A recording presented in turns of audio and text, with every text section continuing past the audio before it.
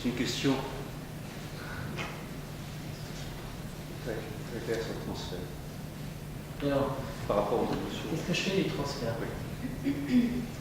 Alors, vous êtes d'accord que le transfert, c'est une opération cognitive? Alors, je me répète, hein, mais c'est vrai que c'est important de le resituer parce que c'est ça qui donne le sens. Quand il y a un transfert, il y a une opération cognitive, c'est-à-dire que je vais considérer... Un transfert, c'est quoi? Un transfert, c'est de considérer un objet à la place d'un autre que j'ai commis dans le passé. Une personne, un objet, une situation, etc. Mais dans le transfert, je ne vois pas l'objet tel qu'il est. On est d'accord? Il y a un filtre qui m'empêche de voir la personne telle qu'elle est. Donc je vais la voir à travers mon histoire. Et donc je vais faire un transfert entre cette personne et mon père, ma mère, un parent, etc. etc. Et du coup, je ne suis pas dans la réalité quand je suis dans le transfert. Alors qu'est-ce que j'en fais? Eh bien, l'idée, c'est, encore une fois, de revenir à ce que je disais tout à l'heure. L'idée, c'est de prendre de la distance et de faire en sorte que, petit à petit, le client me voit tel que je suis, plutôt que tel qu'il projette que je suis. C'est-à-dire que, bien sûr, je peux utiliser le transfert. Si il va favoriser une certaine confiance, je vais l'utiliser pour l'accompagner et l'aider à sortir de ce transfert pour voir la réalité telle qu'elle est. Je vais prendre un exemple. J'ai accompagné une personne qui avait une difficulté avec son père. Elle était impressionnée dans une certaine situation et elle a toujours été impressionnée par son père. Et on a fait une expérience, un travail émotionnel, une séance, ou 2 séances, et elle m'a dit, c'est marrant parce que je ne vois plus mon père de la même façon.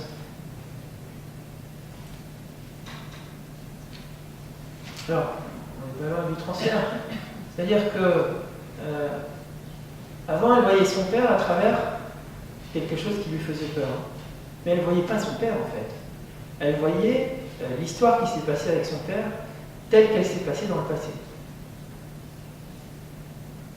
Et ce travail émotionnel qu'on a fait lui a permis de voir son père tel qu'il était, c'est-à-dire comme un être humain.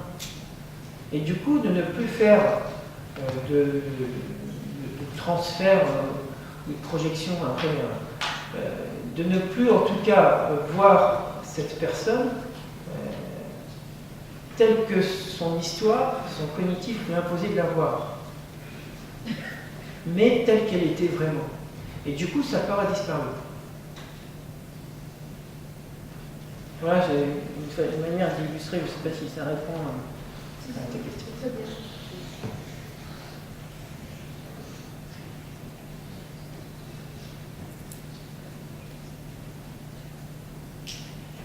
Savoir dans quel autre domaine on pourrait par exemple utiliser l'intelligence émotionnelle. Par exemple, moi je vous dis en formation, est-ce que c'est quelque chose qu'on pourrait utiliser? Tout à fait. Pour éliminer du changement, enfin, je me dis, il y a certainement d'autres moments. Tout à fait. On peut l'utiliser dans la formation, dans la pédagogie. Alors par rapport à ça, j'ai justement une personne qui est directrice d'école d'éducation nationale, qui a fait la formation, qui fait la formation en intelligence émotionnelle et qui s'intéresse beaucoup à l'effet que ça peut avoir sur les enfants. Vous savez que Daniel Goleman, un précurseur américain qui a été un des premiers à découvrir l'intelligence émotionnelle, a commencé ses expériences dans l'école. En France, on a commencé à travailler avec l'intelligence émotionnelle dans les entreprises. Et donc cette directrice du travail d'éducation nationale a commencé il y a quelques semaines, quelques mois, des expériences pour accompagner les enfants d'une manière émotionnelle, c'est-à-dire en prenant en compte leurs émotions. Et j'ai pas encore de retour formel, mais elle est revenue ravie. Elle est revenue contente parce que les enfants réagissent très bien à ça. Et ce que je pourrais rajouter par rapport à ça, c'est que plus nous avons subi, c'est un peu péjoratif, mais plus nous avons subi notre éducation, avec ce qu'elle a de bien et ce qu'elle a de moins bien, évidemment, et plus nous perdons cette spontanéité, plus nous perdons cette intelligence émotionnelle que nous avons. Et travailler à développer l'intelligence émotionnelle des enfants, au-delà des meilleurs résultats qu'ils peuvent avoir, c'est aussi leur donner accès beaucoup plus rapidement que nous, adultes, à une liberté d'être, à une spontanéité qu'ils ont en partie, mais qu'ils commencent à perdre après la maternelle, quoi, donc très vite. Hein. Et donc oui, tout à fait, dans la formation, on peut utiliser et c'est recommandé de le faire.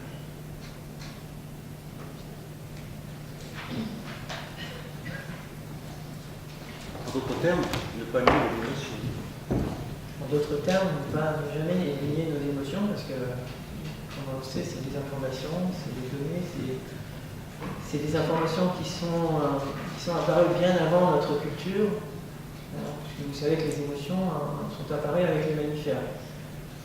Vous savez qu'on a un cerveau à 3 étages, on fait référence à Paul MacLean, avec un étage reptilien, un étage mammalien et un étage cortex, néocortex humain. Et les émotions sont apparues dans le cerveau mammalien. Donc c'est bien avant notre culture occidentale. Juste pour l'avoir un peu utilisé, ça marche bien sur la peur, sur la colère, il y a des émotions qui sont plus difficiles à identifier, enfin à situer dans le corps. La peur, c'est assez classique, la colère aussi. Mais il y a un cas où c'est l'apathie, où la personne ne réagit plus. Et là, trouver l'endroit au niveau du corps où ça se situe, c'est assez difficile. Est-ce qu'il y a des émotions qui sont plus difficiles à travailler que d'autres? Alors là, je suis embêté parce que alors, par rapport à l'apathie, moi, d'une certaine manière, la dépression, c'est une manière d'être apathique. Hein. C'est de ne plus être sensible, de perdre cette spontanéité, de perdre le goût aux choses. Je peux en parler par la dépression, puisque j'ai une expérience concrète, des personnes que j'ai accompagnées dont je vous ai parlé. À part ça, l'apathie, je pense que si on fait une similitude, l'apathie peut être aussi abordée. C'est-à-dire que si on aborde l'émotion à partir de son ressenti, la question de l'apathie, ou de la colère, ou de la tristesse devient secondaire, puisqu'on n'a plus besoin de la nommer à ce niveau-là. On a juste besoin de l'identifier au niveau des sensations. Donc oui, c'est possible, bien sûr, d'aborder l'apathie et d'avoir des résultats.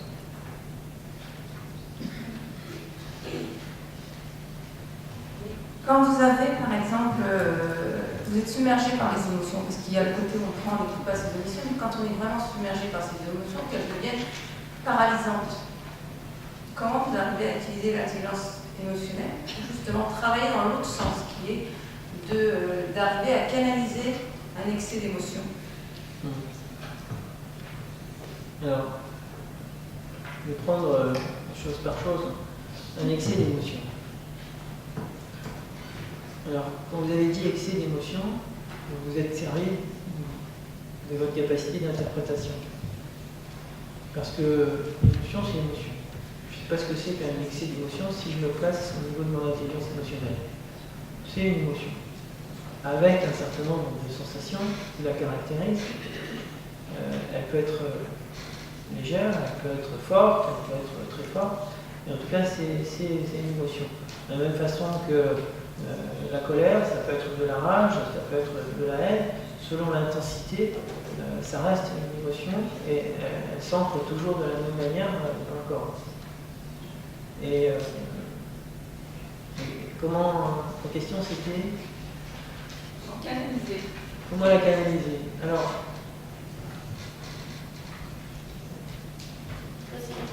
J'ai envie de dire, il n'y a pas besoin de la canaliser. Il n'y a pas besoin. Et émotion. Je reprends l'étymologie. Motion, mouvement, et c'est ex. Un mouvement vers l'extérieur. C'est un mouvement de l'intérieur vers l'extérieur. C'est une information de l'intérieur vers l'extérieur. Je n'ai pas besoin de canaliser du moment que j'ai entendu cette information.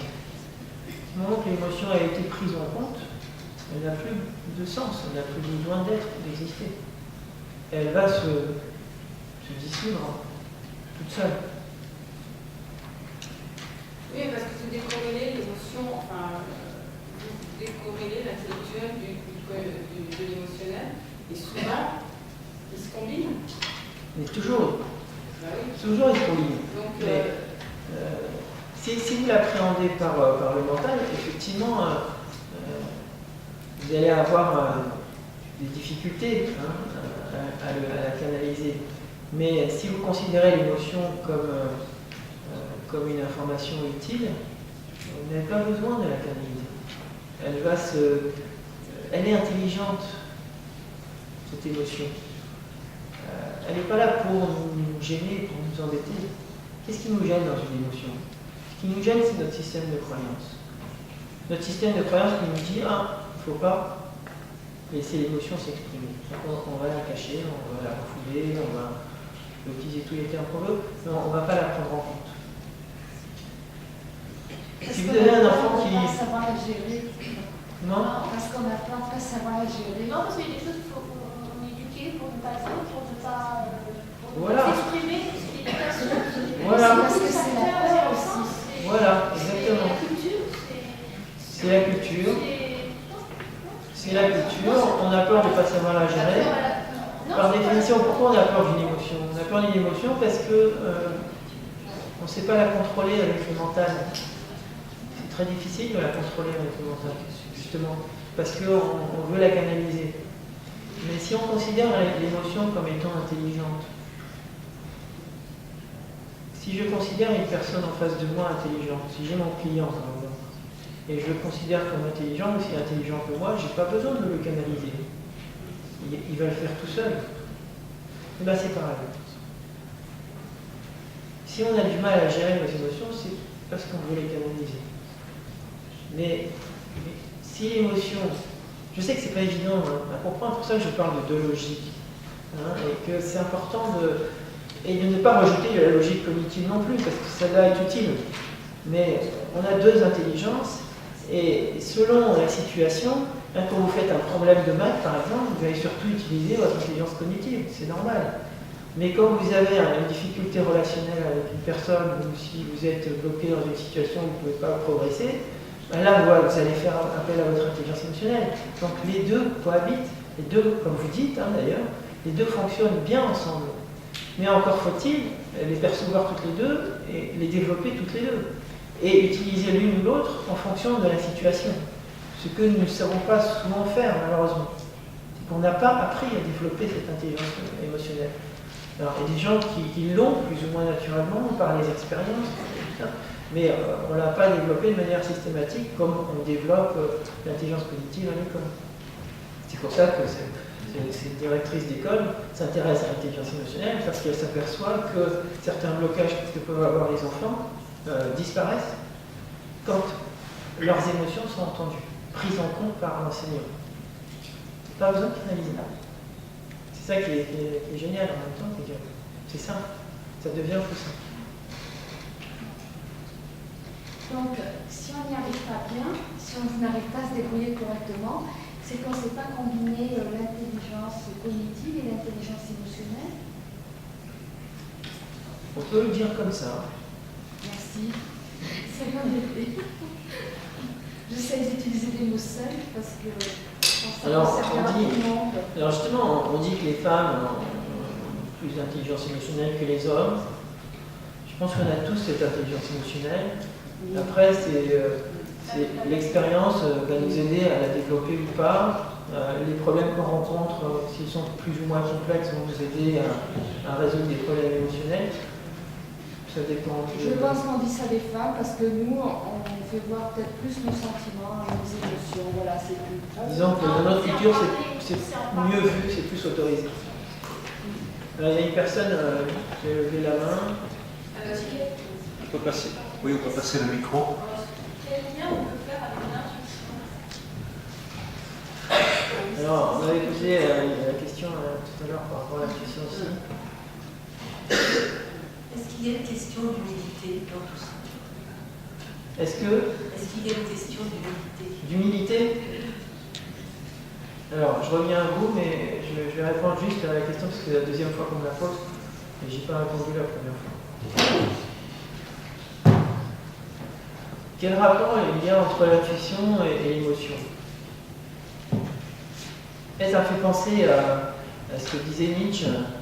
Il disait que ses intuitions, il les avait quand il se promenait dans la nature. Alors qu'est-ce qui se passait dans la nature qui faisait qu'il avait des intuitions? On dit aussi que des fois c'est sous la douche qu'on a les meilleures idées, c'est dans les situations où on est relativement détendu.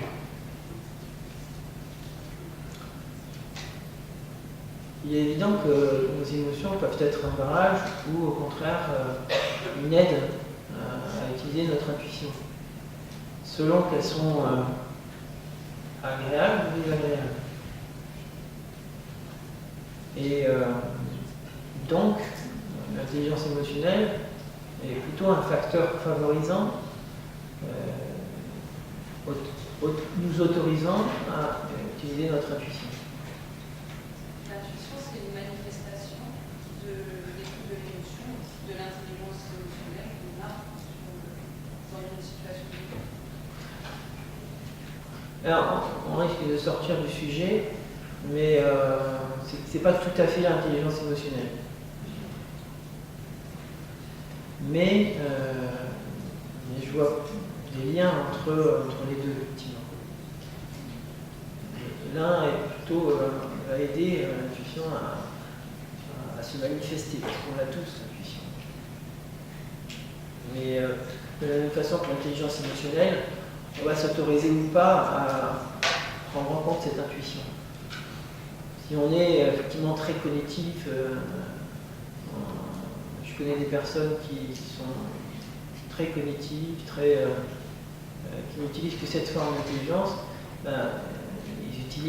ils vont utiliser leur intuition, mais d'une manière plutôt inconsciente, sans s'en rendre compte. Mais ils ne vont pas la solliciter quand ils en ont besoin forcément. Alors la deuxième question, c'était Je parlais d'humilité. Parce que pour que l'émotion s'exprime, il faut quand même aussi. Alors, oui, effectivement, on peut penser à l'humilité. Mais en même temps, c'est quelque chose qui me gêne. Parce qu'il faut lâcher quand même. Bien sûr, c'est vrai. C'est vrai, ça demande de l'humilité d'exprimer ses émotions parce que il faut se sentir en sécurité. Oui. Hein. Parce que on peut prendre un risque quand on exprime une émotion. Mais on peut prendre un risque aussi quand on n'exprime pas une émotion. C'est important de le voir. Dans les deux sens, on peut prendre un risque. Dans l'un, on va prendre un risque de se découvrir, de montrer une certaine vulnérabilité. Et dans l'autre, on va prendre un risque sûr de ne pas prendre en compte notre émotion, à moins de la prendre en compte sans l'exprimer. D'accord ? On peut arriver, si par exemple on prend une situation professionnelle où on est en réunion de travail et qu'il y a une émotion forte qui monte, il n'est pas nécessaire d'exprimer systématiquement cette émotion. Si je suis en colère par rapport à un collaborateur par exemple, il est bien sûr pas nécessaire de l'exprimer. Mais par contre, il est important d'en prendre conscience et de la prendre en compte. Alors, oui, l'humilité, mais en même temps, l'humilité, c'est un jugement de valeur. Une personne qui ne peut pas exprimer ses émotions ne manque pas forcément d'humilité. Elle est plutôt en insécurité. Donc, je parle pour soi-même, c'est-à-dire qu'à partir du moment où on peut exprimer cette émotion, si on a en soi une part d'humilité, on est moins dans la peur, on est moins. On accepte cette faiblesse.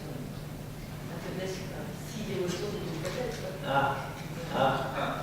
Enfin, on y arrive. Parce qu'on n'a pas abordé ça. Et pourtant, c'est dans l'esprit de chacun. Et trouver des émotions, c'est une faiblesse. Intéressant. Donc, s'il y a l'humilité derrière ça, à ce moment-là, on a fait le jugement par rapport à ça. Alors, on accepte.